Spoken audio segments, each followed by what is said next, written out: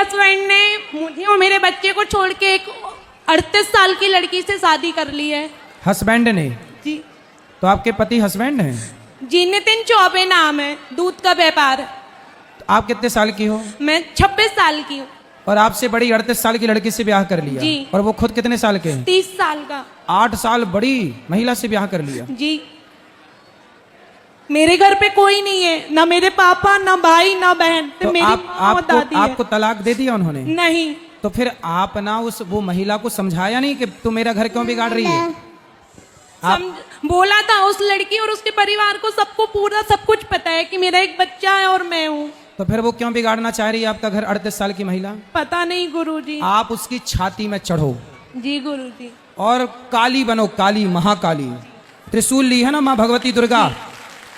तुम दुर्गा हो, तुम लक्ष्मी हो, तुम सावित्री हो, तो तुम्हें काली भी बनना पड़ेगा, महाकाली भी बनना पड़ेगा अपने पति के लिए। जी गुरु। और उसको समझा दो कि सुन कलमुही, मेरे पति का साथ छोड़ दे, वरना 3-4 दांत तोड़ के अपने पति को गिफ्ट कर देना, ये रहे। जी गुरु। हर नारी को, तुम्हारा किसी का भी पति पराई औरत के चक्कर में पड़े तो सबसे पहले समझाओ एक बार पति को और उस डायन को, ठीक है? यदि वो चुड़ैल समझे तो समझे, नहीं छाती पर मूंग धरो उसकी। शादी ही करा है। शादी कर लिया? हाँ। उसकी शादी लीगल है ही नहीं, आपसे तलाक लिए बिना वो शादी कर ही नहीं सकता कानूनन। आपको तलाक दिया उसने? नहीं, अभी तलाक नहीं हुआ, पर शादी बढ़िया धूमधाम से की है। तो आप गई क्यों नहीं वहां रोकने? पता ही नहीं चला गुरुजी। अब पता चला ना? अब पता चला। अब जाओ, कानूनन तौर पे आप लीगल हो, वो अनलीगल है। जी गुरुजी। राधे राधे। क्या राधे राधे, समझ में आई बात? जी क्या करोगी? जाएंगे उसके यहाँ। किसके यहाँ? उस लड़की के यहाँ और हस्बैंड के घर। अरे हस्बैंड नहीं है, पति है। सॉरी, पति। इसलिए तो बैंड बजाता रहता, हस्बैंड हस्बैंड कहती रहती हूँ, इसलिए ना बैंड बज गया। पति बोला करो, जी ठीक है? तो पति है वो। और आप उसके पास नहीं थी जब वो शादी कर लिया? आपको पति को छोड़ के कहाँ चली गई? शादी करके दूसरे दिन हमारे घर ही आया था। तो फिर आपने क्या किया? शादी के एक दिन पहले भी आया था, पता नहीं था। फिर जब शादी करके आया कलमुही को लेके, फिर क्या किया आपने? वो लेके नहीं आया, वो अकेला ही आया था। अच्छा, तो फिर आप अपने पति के साथ रहती ना प्यार से, आप ज्यादा प्यार देती तो उसे और किसी के प्यार की जरूरत ही ना पड़ती। 1000 लड़कियों से बात करता फेसबुक में। तो ये बात उस 38 साल वाली महिला को पता है कि वो तीसरी और चौथी और सबको रखा है? जी। आप बताना जाओ, उसको बोलना समझाओ पहले, छोड़ दे मेरे पति को, वरना फिर आप काली बनो। जी गुरुजी। गुरुजी राधे राधे। जी। गुरुजी मेरा यह प्रश्न है, मेरे पापा जी बहुत शराब पीते हैं और घर वालों को बहुत परेशान करते हैं। कहाँ हैं आपके पिताजी? पापा नहीं बोलते, पिताजी। मेरे पिताजी घर पर हैं। लाना, हमसे बात कराना। पीते हैं तो उनको लाना था ना। गुरुजी वो एक भी नहीं मानते, वो आते भी नहीं हैं। तब लाओगे नहीं तो फिर बिना हॉस्पिटल का इलाज कैसे होगा? तो सर वो आते ही नहीं हैं। हाथ पांव पकड़ के लाओ, माँ से बोलना उठा के लाए। वो माँ को ही उल्टा सीधा कह देते हैं, किसी को नहीं वो करते। और वैसे जब शराब नहीं पीते तो वो सबको अच्छे से बात करते हैं। एक बार उनको दिखवाए थे तो कह रहे थे कि उन्हें किसी ने कुछ करवाया है। कुछ करवाया नहीं होता बेटा, ये सब बातें हैं। शराब पी रहा है, उसमें कोई क्या करवा देगा? खुद अपने से ना जाके खरीद के पी रहा है, कोई शराब थोड़ी उसके मुंह में आके घुस रही है। ले आना, ऐसे लोगों को हम ठीक कर लेते हैं, ले आना बस। जी गुरुजी मेरा दूसरा प्रश्न है, घर में पीपल का पेड़ लगा सकते हैं पूजा के लिए? लगा सकते हैं, डिब्बे में लगा कर रख सकते हैं। रख लो, जब बड़ा हो जाए तो कोई अच्छी जगह लगा देना, फिर दूसरा लगा लो। जी गुरुजी। राधे राधे गुरुजी। राधे राधे। इनको देना, ये बहन को। राधे कान राधे में डिब्बी लगाया बेटा? राधे राधे गुरुजी। जी। आपके चरणों में कोटि कोटि प्रणाम। जी। मेरा ये सवाल है गुरुजी कि जैसे अपन गुरु मंत्र का जाप करते हैं तो फिर उसके बाद जैसे घर में अपन डेली काम करते हैं तो उस टाइम अपन राधे राधे या ओम नमः शिवाय या गुरु मंत्र का जाप जैसे आदि भगवानों का नाम ले सकते हैं या एक ही नाम ले सकते हैं? देखो, भगवान तो बहुत नहीं होते, भगवान एक ही होते हैं। और भगवान के अनेक नाम होते हैं, चाहे राम कहो, कृष्ण कहो, नरसिंह कहो, वामन कहो, सबका मतलब एक ही है। दिन भर आप जो गुरु मंत्र लिए हैं उसी का जाप करो। अच्छा।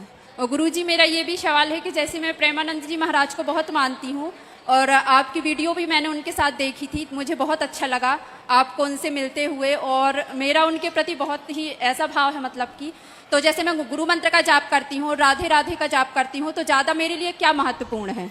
दोनों अपनी जगह श्रेष्ठ है, कोई छोटा थोड़ी होता है मंत्र। सही है, राधे राधे जपना भी अच्छा है। और गुरु पर जो गुरु मंत्र, जो मंत्र दिया जाए, राधे राधे तो जपना ही चाहिए। राधा ही तो आधार है सृष्टि का। जैसे- जो मंत्र है वो भी जपो, राधा राधा भी जपो। जी गुरुजी, राधे राधे गुरुजी। जी राधे राधे गुरुजी। जी।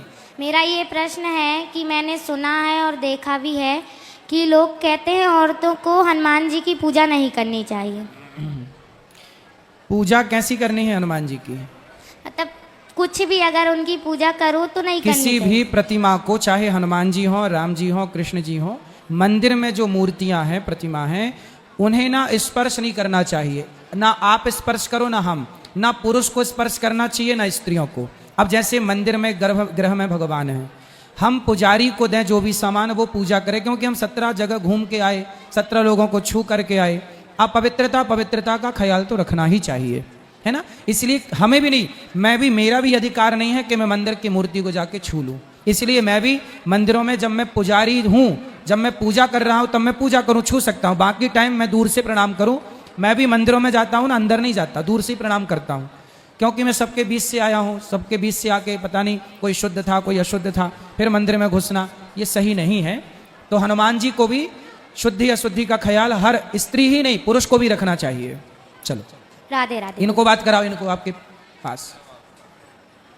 राधे राधे गुरुजी। जी। मेरा प्रश्न है कि महिलाएं क्या सुंदरकांड का पाठ कर सकती हैं? करती हैं, सबको करना चाहिए। कौन बोला नहीं करना चाहिए? हम कुछ दिन किए, लेकिन बोलते महिलाएं सुंदरकांड का पाठ नहीं कर किसने सकती। बोला ये? सब अब बोलने वाले बोल देते हैं। नहीं, उनको मिर्ची के धुआं की बहुत जरूरत है। उनको उल्टा लटकाओ, सीधा मिर्ची का धुआं दो। अच्छा काम लोग खुद तो करते नहीं, और कोई दूसरा अच्छा काम करे तो उसे रोकते और हैं। सुंदरकांड तो जो पढ़ेगा उसका जीवन सुंदर होगा। मैंने खुद सुंदरकांड का पाठ किया। सबको, महिलाएं पुरुष सब करो। और मेरा दूसरा प्रश्न ये है गुरुजी कि जैसे हम पूजा करते हैं जी। तो कभी कभी मतलब पूजा से मन विचलित मेरा हो जाता है और एकदम अशांत हो जाता है सर। सत्संग किया करो, कथाएं रोज सुना करो। कथाएं जब निरंतर सुनेंगे ना तो मन धीरे धीरे कंट्रोल होगा। जी गुरुजी, राधे राधे। जी। वो वहां ले जाना, वो सफेद कपड़े वाली बहन को दो। फिर इस तरफ भी बात कराना ही, भैया लोग हाथ उठाएंगे। सब बैठ जाओ, बात करेंगे सबको। राधे राधे गुरुजी। कुछ जी। लोग कहते हैं कि लड़कियों को हनुमान चालीसा नहीं पढ़ना चाहिए। जो यह पढ़े हनुमान चालीसा, क्या लिखा है? जो यह पढ़े हनुमान क्या चालीसा। मतलब हुआ इस चौपाई का? कोई भी हनुमान चालीसा पढ़े। जो भी मतलब पुरुष पढ़े, स्त्री पढ़े, बच्चा पढ़े, बूढ़ा पढ़े, जो पढ़े, हिंदू पढ़े, मुस्लिम पढ़े, सिख पढ़े, ईसाई पढ़े, यहूदी पढ़े, पारसी पढ़े, जो पढ़े, जो पढ़ेगा वो भगवान की कृपा को पाएगा। जो पढ़े, सबके लिए लिखा। कोई ये नहीं लिखा कि पुरुष यह पढ़े और स्त्री ना पढ़े। कहाँ लिखा है? जो यह पढ़े हनुमान चालीसा हो यह सिद्धि, उसे सिद्धि प्राप्त होगी जो यह पढ़े। मेरा दूसरा प्रश्न ये है कि कुछ लोग कहते हैं और कुछ लोगों के घरों में लहसुन प्याज नहीं बनती है, इसका रीजन क्या है? लहसुन प्याज तामसी होता है, इसलिए नहीं खाते। पर कोई खाए तो पाप नहीं है। लहसुन प्याज को पाप की श्रेणी में नहीं रखा गया। आयुर्वेद में लहसुन प्याज का उपयोग है, ठीक है। लहसुन प्याज इसलिए नहीं खाते, भगवान जी का भोग नहीं लगता, क्योंकि तामसी है, एक राक्षस का जूठन है ये, इसलिए नहीं खाते। बाकी आयुर्वेद में लहसुन प्याज का स्थान है। गर्मी में प्याज खाओ तो लू नहीं लगती, सर्दी में लहसुन खाओ तो सर्दी नहीं लगती। ये बहुत बड़ी औषधि है, तो औषधि के रूप में प्रयोग किया जा सकता है, बाकी भगवान के भोग के रूप में नहीं लगता। धन्यवाद। राधे राधे गुरुजी। जी। हम सेवरा से आए हैं। अच्छा, गुरुजी हम आपसे 12 साल बाद मिले। 12 साल पहले कहाँ मिले थे? अगरिया टिकरिया में। अगरिया में कथा करने गए थे हम। हाँ, बप्पू तब आप चौहान। आए। जी जी जी जी, याद है, वहाँ आपकी कथा हुई थी। हम सबको अच्छी लगती है। हैं? आपकी कथा हम सबको अच्छी लगती खुश रहिए, है। ठीक है गुरुजी, राधे राधे। प्रसन्न रहिए। राधे राधे गुरुजी। हाँ जी। गुरुजी मैं ऐसा क्या करूं जो राधा रानी की हर जन्म भक्ति करना चाहती हूँ, उनको प्राप्त करना चाहती हूँ।